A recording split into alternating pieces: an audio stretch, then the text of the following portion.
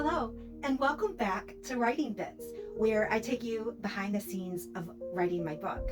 So today's subject is going to be the best advice I ever received from an editor. And fellow writers, maybe in the comments you can leave some of the best advice you ever received. And readers, maybe you can leave advice too. As a writer and a reader, my advice would be the same for both. So back in the day, many years ago, I wrote a cute little romance about a Michigan farmer that fell in love with a Michigan city girl. And that was fun because my cousin does own a farm in Michigan, and I did research with her. She actually let me drive a tractor. I turned over hay. I watched her husband give a sow an injection to help her. She was giving birth to help her move it along because it was taking a little too long. So anyway, it was really interesting and fun research. And someday I'll get that book out. I'm going to do a sequel for The Ruler's Soul first, and then I'm going to rework that book.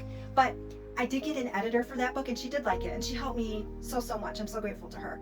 That was back in the day when we used snail mail. And so I had to send her my entire physical manuscript in a big old envelope with another big old envelope with self-address with postage to send back to me.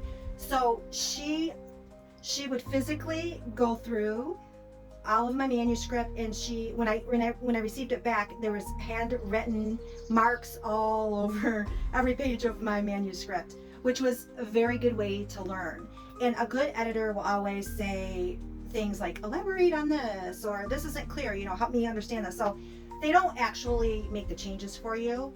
They give you suggestions, and I mean for grammar and punctuation and stuff, they help you out with that. But so my best piece of advice that I ever received from an editor, from her, was don't use hyperbole. So I guess that was like one of my first drafts, and I guess I use a lot of hyperbole.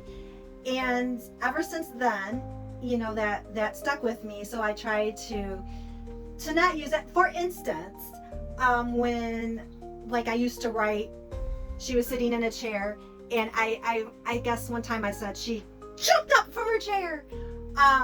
That's hyperbole. Nobody jumps up from a chair. They might abruptly stand, but they're not going to jump up from their chair. Or she dashed into the room. They might walk quickly into the room. But anyway, so that is one thing that hyperbole kind of bugs me when I'm reading, and I try not to use it anymore. So, and it's kind of a fun word. I used to call it hyperboil for fun. I don't know, it's kind of a cool word. And my mom always said, when you're trying to remember what a word is, try and relate it to something else. So it's kind of cute. Hyperboil, how it sticks in my mind is she was sitting in the chair, she had a boil on her butt, so she was hyper and she jumped up. So anyway, I know it's silly. It's silly. Anyway, so that's it for today. That was my best piece of advice ever given. So yeah, please in the comments leave